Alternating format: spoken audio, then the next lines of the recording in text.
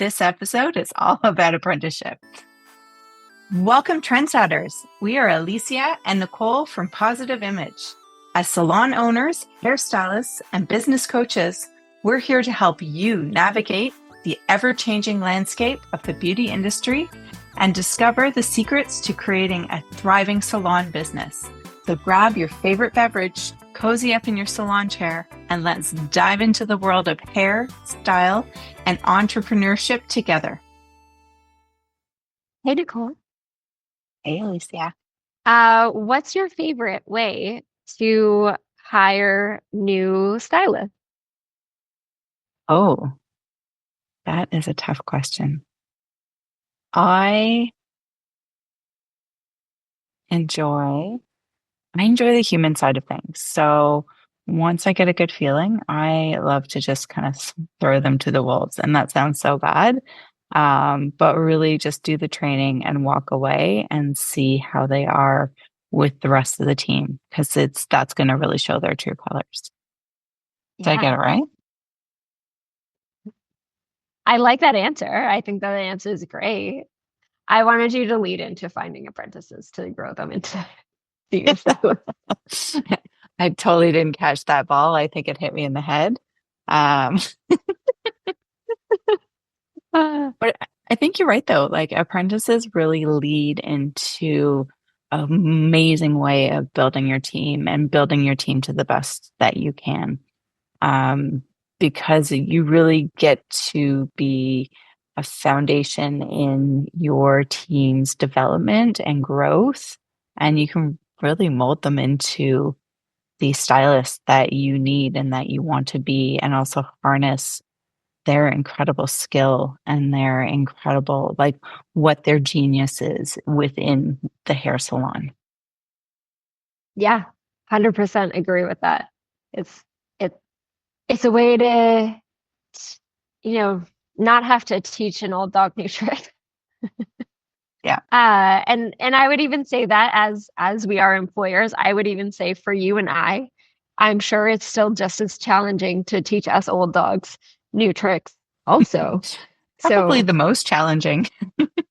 100%. So I think I want to clarify when I say, it is hard to get a senior stylist in your space to naturally just like do things your salon's way, with the preface that you and I are also going to be, the salon owners are also going to be the top of the hardest of that line. So we're not saying that as negative. We're just saying that as facts of the matter.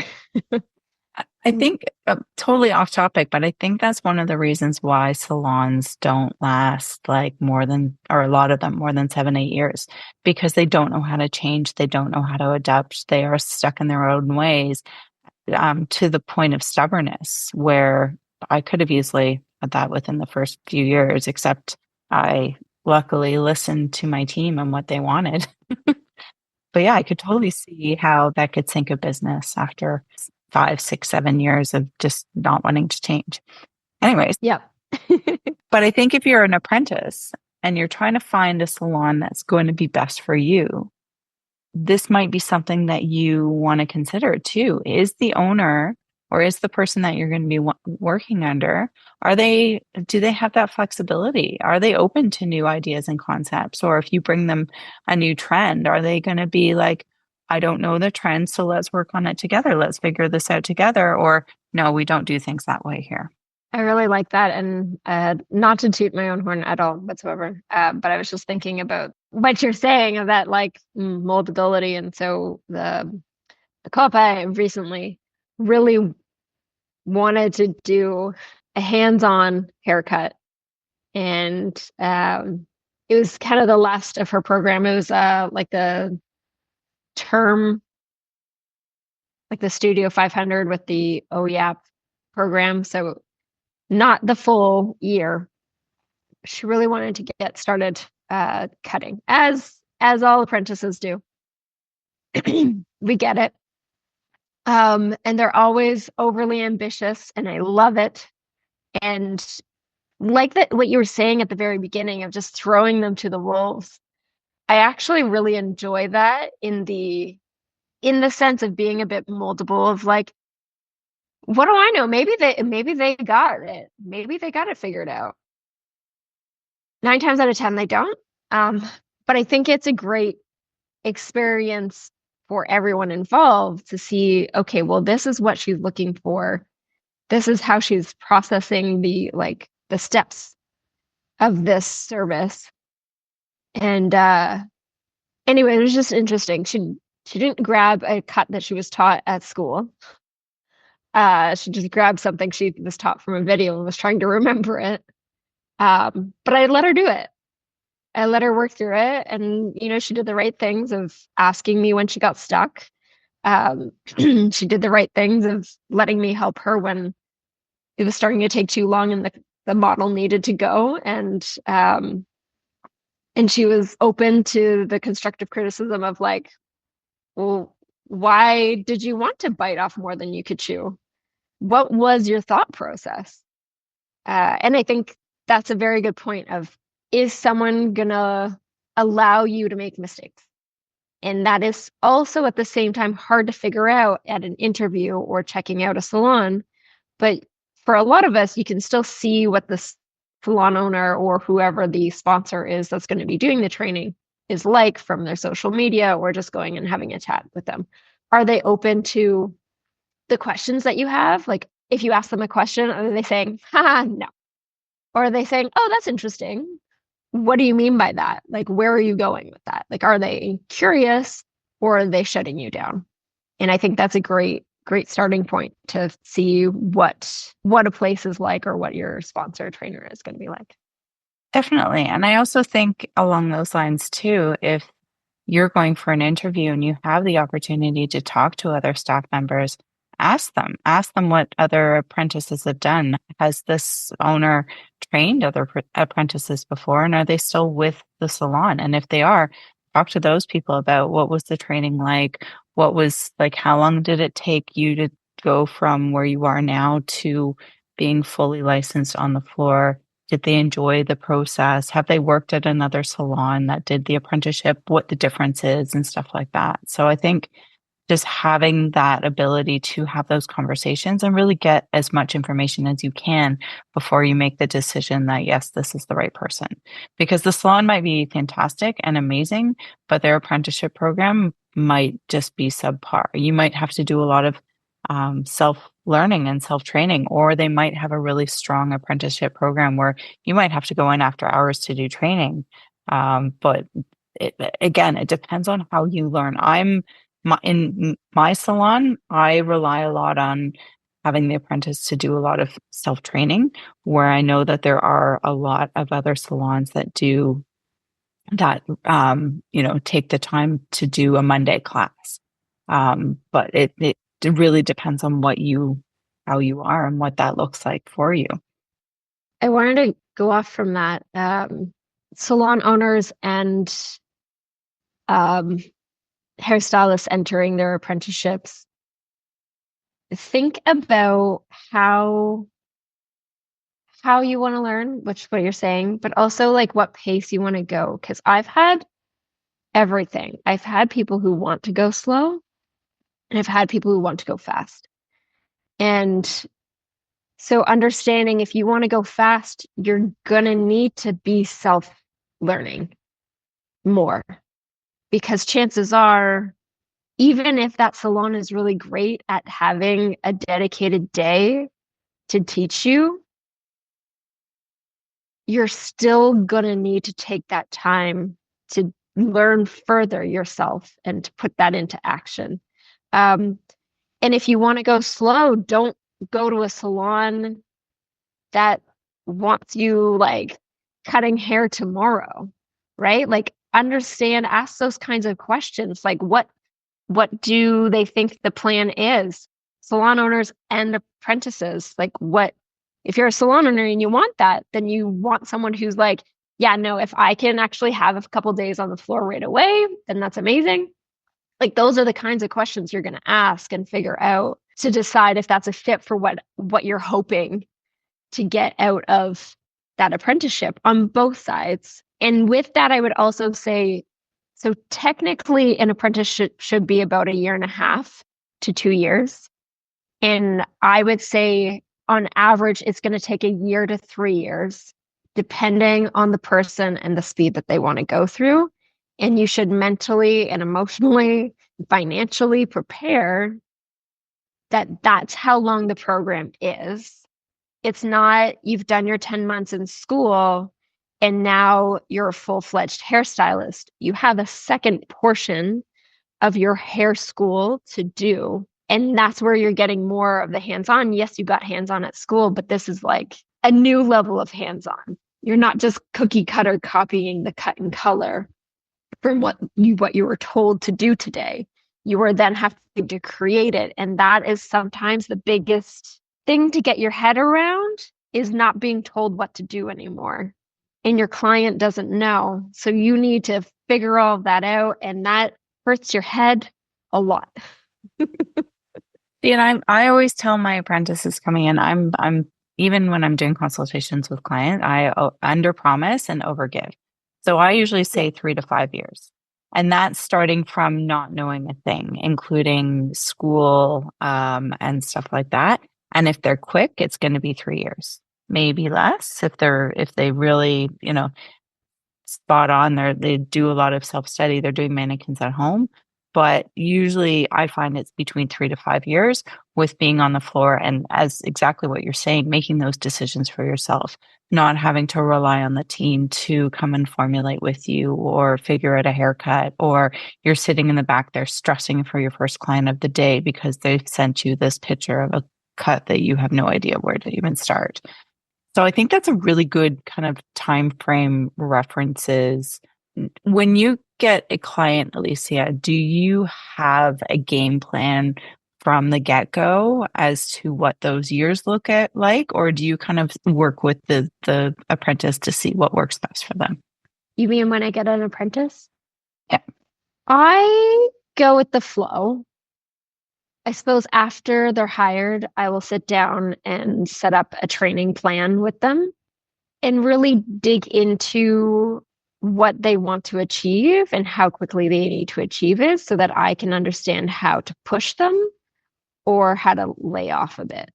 I don't know if you're the same, but for me, as a business owner, mentor, whatever you want to call it, I've had to learn that unless, of course, that apprentice will likely also be an owner one day, they usually don't want as much pushing as I would have pushed myself when I was in their position. So I need to gauge that first so that I don't ruin their experience joining the hair world. And I want it to be a good one, not a stressful one. And I don't want them to take on more than they need to for their learning experience. You? We have a very rough idea about what and how we like to do things in the salon, but same as you, I really gauge it on their competency at the end of the day, because if they're struggling to do a solid color application, then we're going to sit and focus on that, because I think that's one of the fundamentals, and that's one of the quickest way that an apprentice can get on the floor is by taking a lot of the solid color, the quote unquote easy stuff in the beginning, blow dries, like shampoos, blow dries, and solid colors. Those to me are like the trifecta of foundation. And if you can't get those right, then you're not going to move on to somewhere else. And then it really focuses on where their strengths and their weaknesses lie. I like to start with the weaknesses first. So if they're really kind of pushing towards cutting, I'll do a few cuts with them, but I'm going to push them more so for let's get into highlights and then build on those foundations. Because if we lead those to the secondary or tertiary sort of skill sets, then they're never going to be stronger. They're not going to have that good kind of foundation with their future within the industry.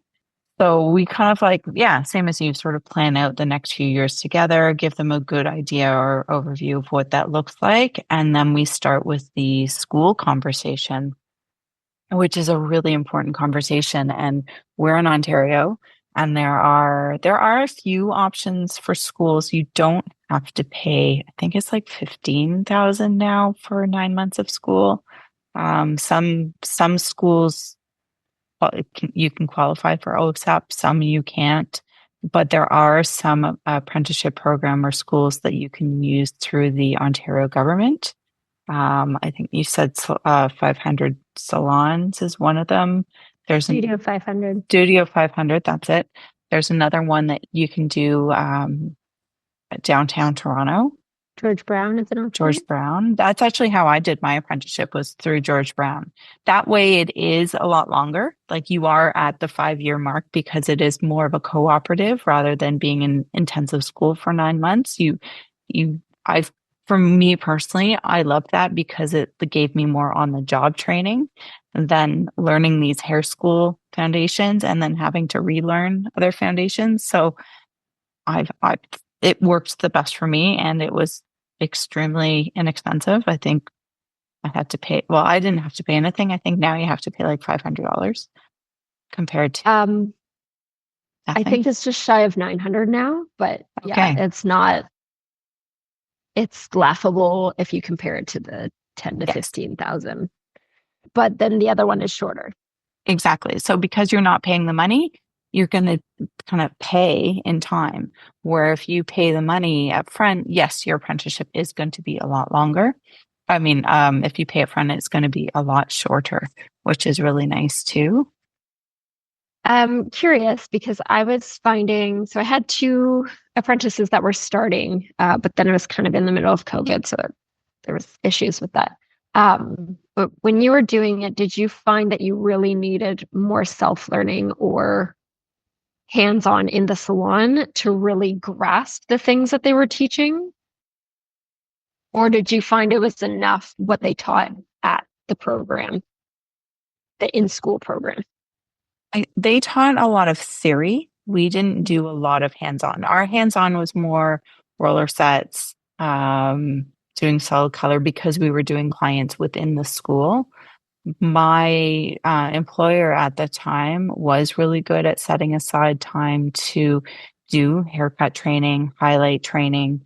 I'm going to date myself here a little bit. This was when foiling was just starting to come out and the big chunky 90s highlights.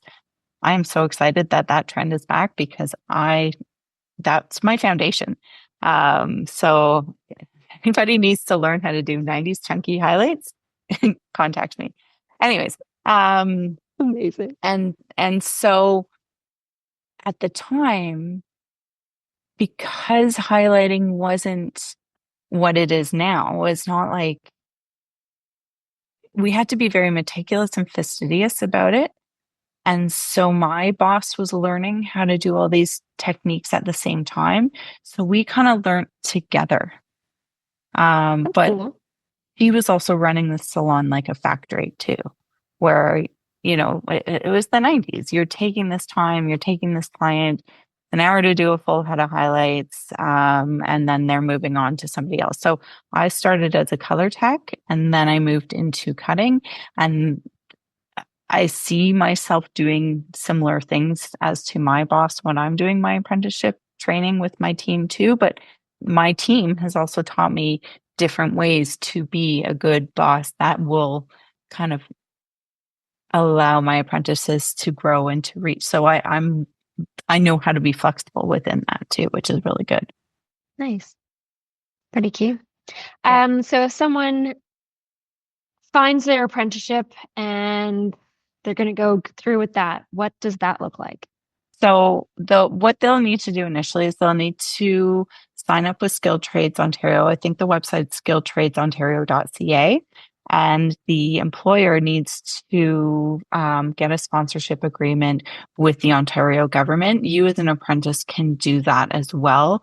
I do believe that when you register, when the apprentice registers with the Skilled Trades Ontario, it will automatically give you an email to connect you with the ministry. Amazing. Amazing. And then you will need to do I have a couple things that you'll have to sign. They'll send it to you, and you'll need the sponsor to also sign. The sponsor is the salon. Usually it'll be the owner, maybe somewhere bigger. with lots of stylists, they'll have a specified trainer, sponsor, hairstylist on the team, and they'll do all the training with you. And so then their name would be set down as the trainer. And all that will be set up kind of, I feel like it's pretty fluid the way it happens. Yeah, and then you'll also get a booklet. I think it's a digital booklet now. They might actually send out a hard copy, and that goes through all of the key training points that you need to make sure that you know in order to complete your apprenticeship. So once you feel like you've completed a section, you bring it to your sponsor, they sign off on it. If they don't, there might be an area that you need to kind of focus on a little bit more. Go do that, bring it back, show your sponsor that, hey, I know how to do this.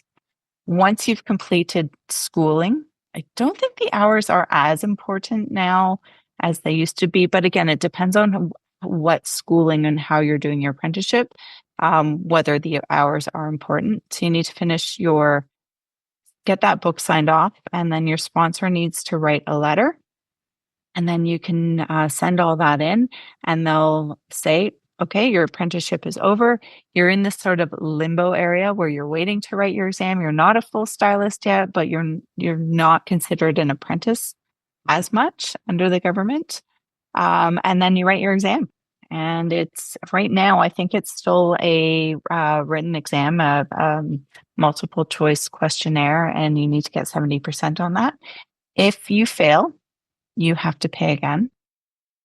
My bigger issue actually is that I think majority of hairdressers across Ontario would say that the exam is very outdated and asks very weird questions. Yes. So that would be very interesting because it's still not relevant. I think I will always say it should be a practical exam. It should be a practical exam.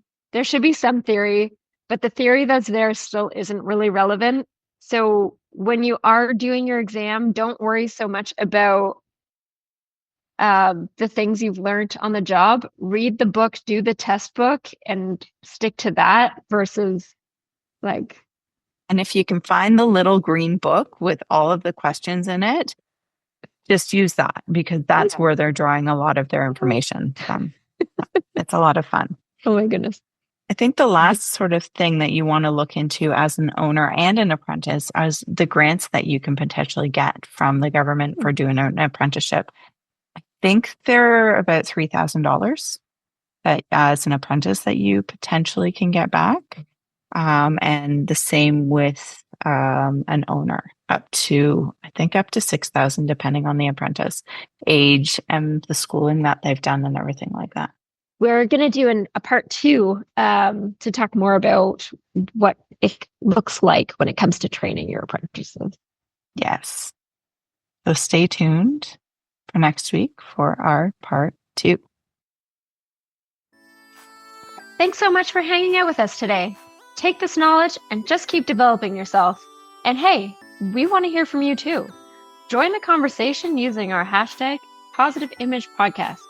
Share your thoughts, questions, and success stories. Who knows? We might just feature you on an upcoming episode. Don't keep us a secret. Tag your friends too. Want to keep learning? Check out our show notes. Find us on Instagram at hello.positiveimage and be sure to hit that subscribe button so you never miss an episode filled with inspiration and insights.